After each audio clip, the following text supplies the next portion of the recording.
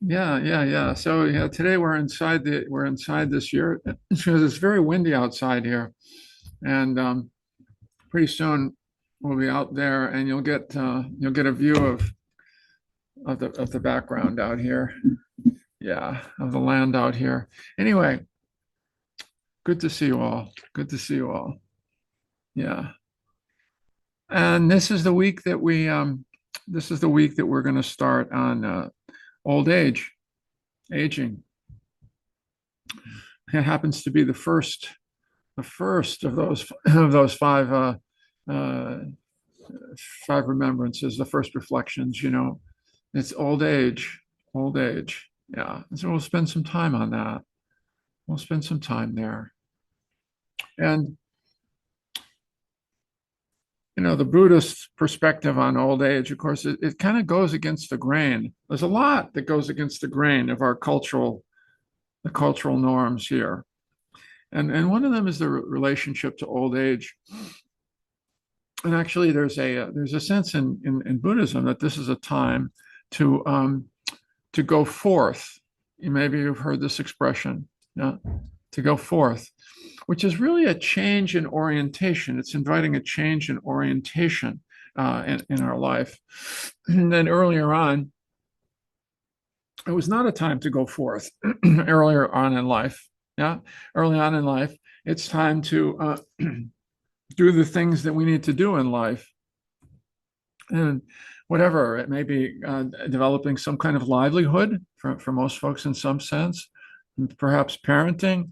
It's that, kind of building a life, as it were, creating a life, yeah, which we've all done to some extent, right?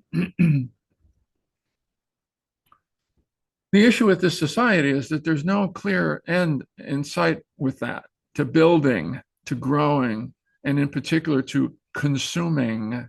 This is absolutely a consumer society, yeah, in the West for sure. It's do more, make more, consume more, grow more, and keep at it, keep at it, keep at it. There's no clear demarcation in terms of old age, and when there is, it's generally not a particularly pleasant one.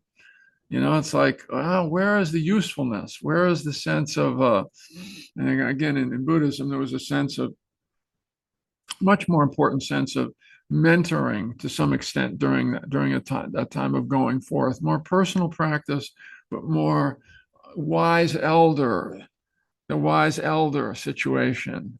Yeah. We don't talk about wise elders so much in this culture. There was a psychologist, Erickson, who talked about this as well. He also kind of went against the grain, but he said, look, and there's a certain point in life, usually when, he kind of named it, kind of like at least when we're up in our 50s plus, where developmentally, it's time to make a change, but our culture does not help us make that change. And the change is going from, again, from producing generative, he tells it a period of time of generativity and all in a good sense, creating, building, again, loving family, et cetera, et cetera. But mostly it's in our culture, it's about generating, right? It's like doing more and consuming more. Yeah. And he says, if we keep doing that, this is Erickson now. He says, if we keep doing that, we're going to start to feel a little less happy. If we keep trying to do in our 50s and 60s and 70s what we did in our 30s and 40s, it's not going to feel as good. It's not going to feel as right. There's something else that's being called for developmentally at that time. But our Western culture does not support that developmental need. Yeah? To become, he calls it integrity versus despair as a stage of development. And what it really comes down to is becoming more soulful, intuitive, reflective, contemplative, turning more into those directions and some of those values, you know, some of those values, and being willing to make that change and giving ourselves permission to make that change. Uh, because we're not going to get that permission from our culture. Not really. Not certainly not explicitly, and generally speaking, not even implicitly. I think we're really lost at sea in terms of old age in Western culture.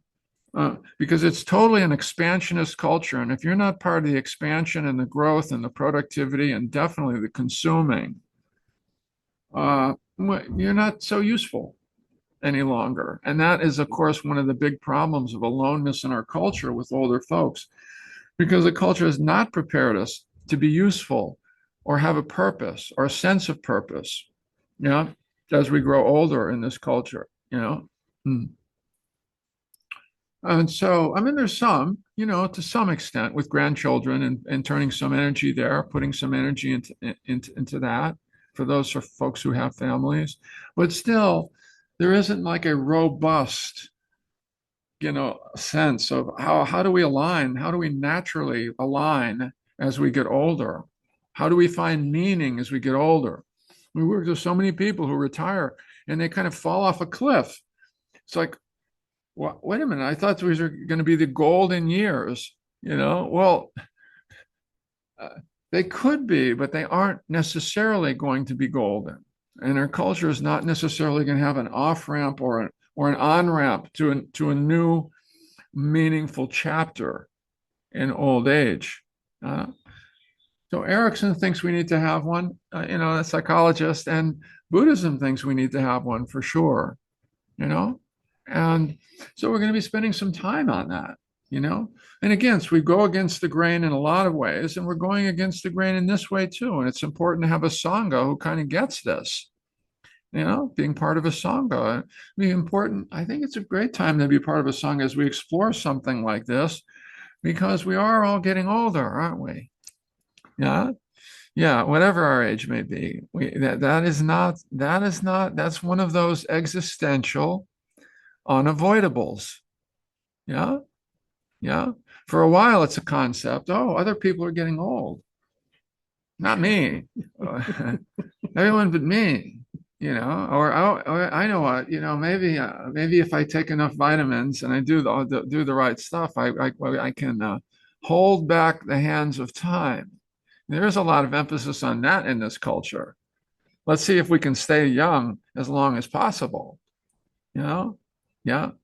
Let's see if we can stay physically strong and physically beautiful, and never mind mentally strong and mentally beautiful. That's, yeah. But there's a lot of emphasis on that in Buddhism. Virtue, the mental qualities that can be cultivated as we get older, the virtuous qualities that can be cultivated, yeah, and the inner strength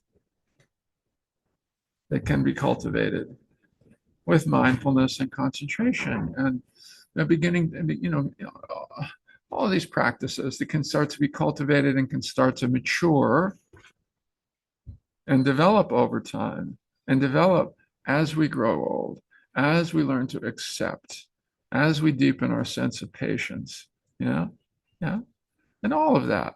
And what else is good? What else does going forth imply? We'll spend some time on all these things, but more acceptance, more alignment with our values. What are our values? And are we aligned with them? Are we becoming more aligned with them?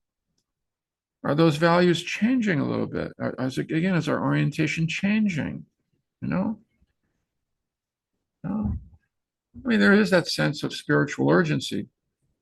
It's also talked about in Buddhism. Unfortunately, we can sometimes conflate that with panic. Oh my goodness. It's not, spiritual urgency isn't about panic. It's about a general reorientation and a more commitment to that orientation and to values that align for us. So maybe it's not wasting so much time. Maybe it's stopping fantasizing that someday things are going to be better. Maybe it's about really starting to make more a relationship with the present, because this is what we got, you know? One of our favorite mantras is it doesn't get better than this.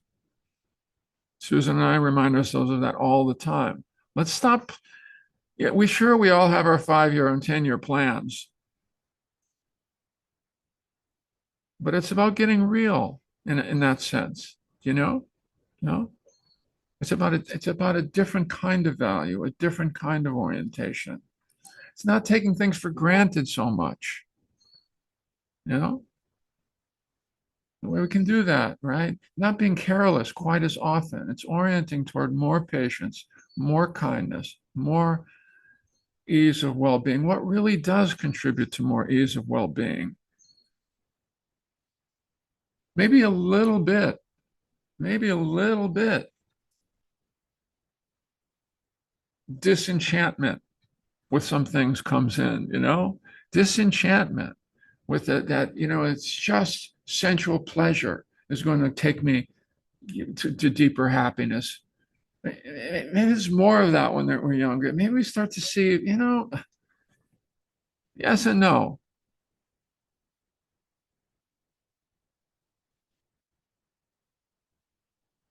right? Yeah. So it's a gradual turning of the wheel in a slightly different way. You know, we're already practicing. And what does it mean as we get older to practice, though? There is a difference. We're being presented with difference. Growing old is at a certain point is no longer just a concept,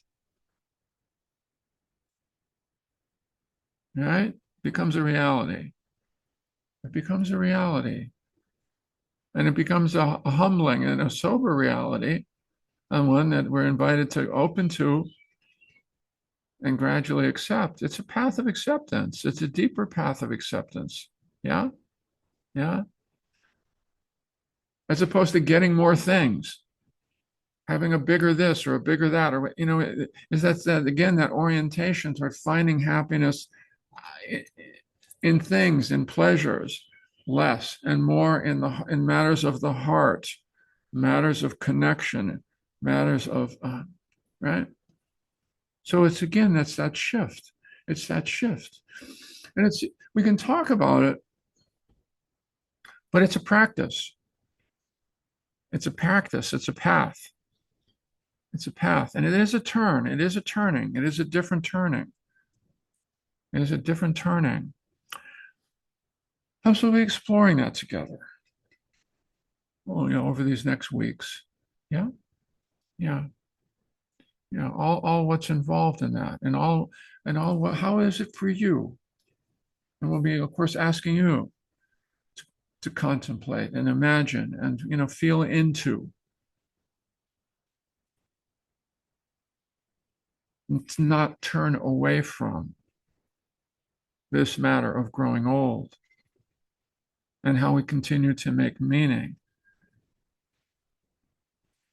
and find purpose and align with that more and more as we move forward together. Yeah. Yeah. Mm. So more and in all these ways, and as we do, yeah, as you know, we give there's an overview, it's kind of an overview, and then we tend to go into more detail in a number of these aspects of the Dharma and aging and growing old. And we'll do that together. Thank you for your kind attention, and we'll do some practice together now. Okay? Yeah, yeah, good. So let's open up a little bit together.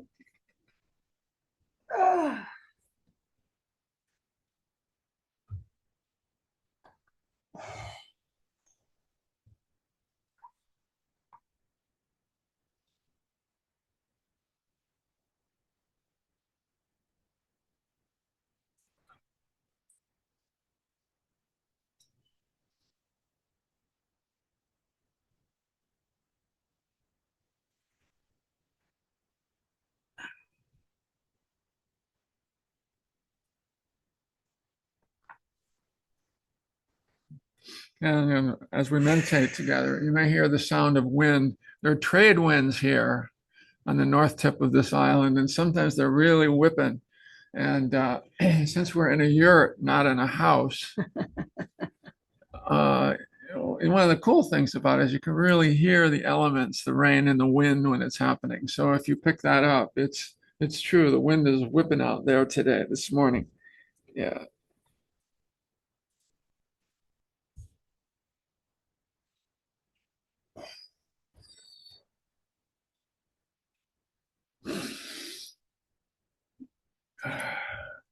Yeah, when you're ready. When you're ready, beginning to slow it down and lightly closing the eyes.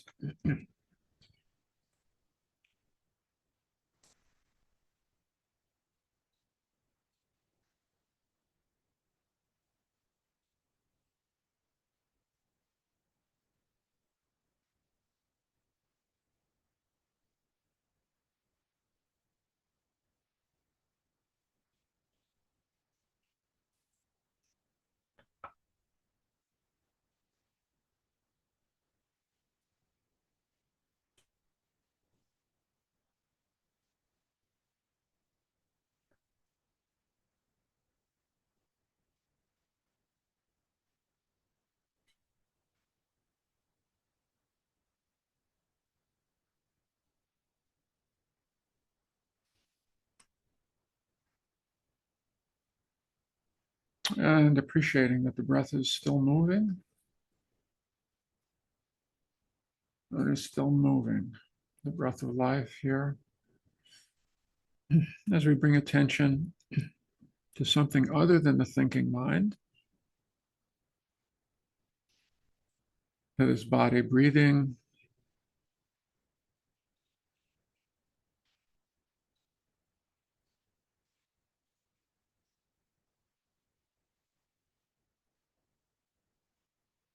and to begin to engage the settling process,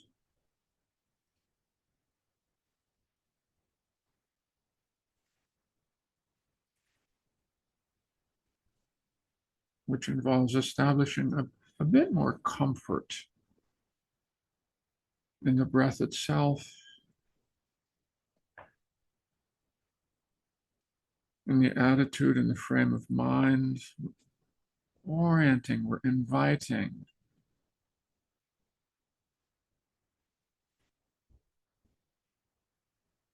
a bit more ease, a bit more settledness,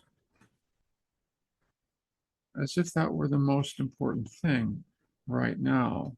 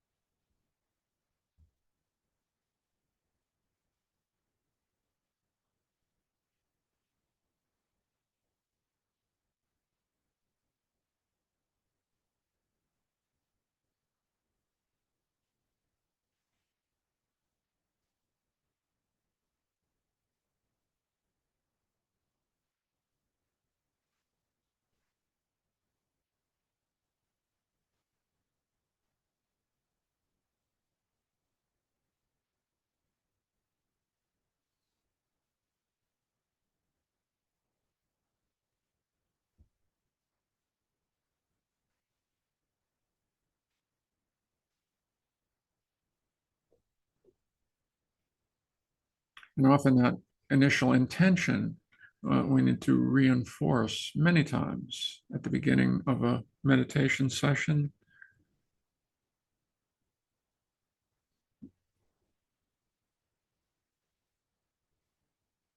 because the mind is so persistent in wanting us to believe that there's something more important to attend to other than this settling process. And it requires many repetitions to say, no, not now. No, no, no, no, no, not that, not now, not now.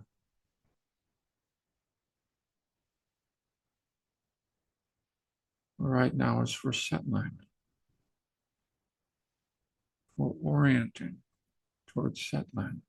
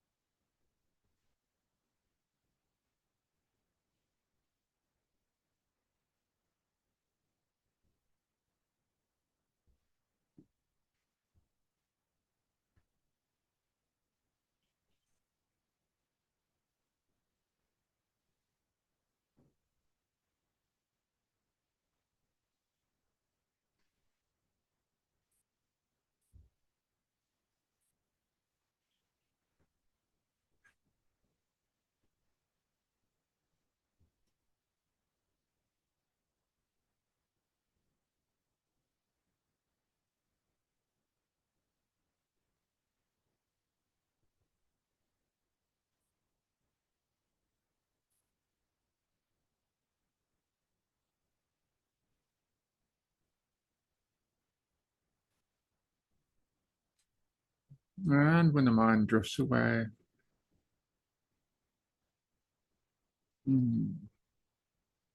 or becomes casual,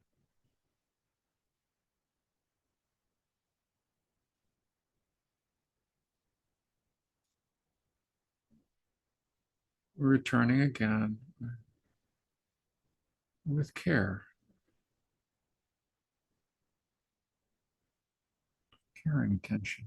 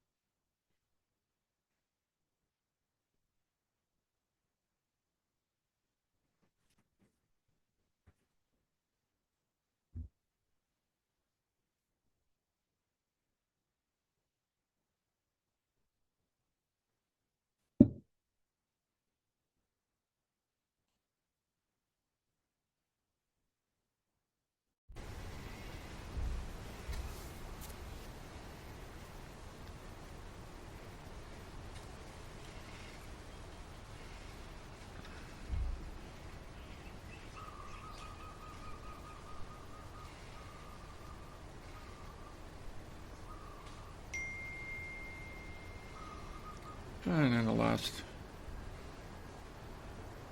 few minutes of the meditation,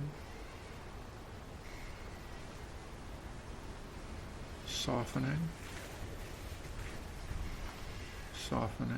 and allowing.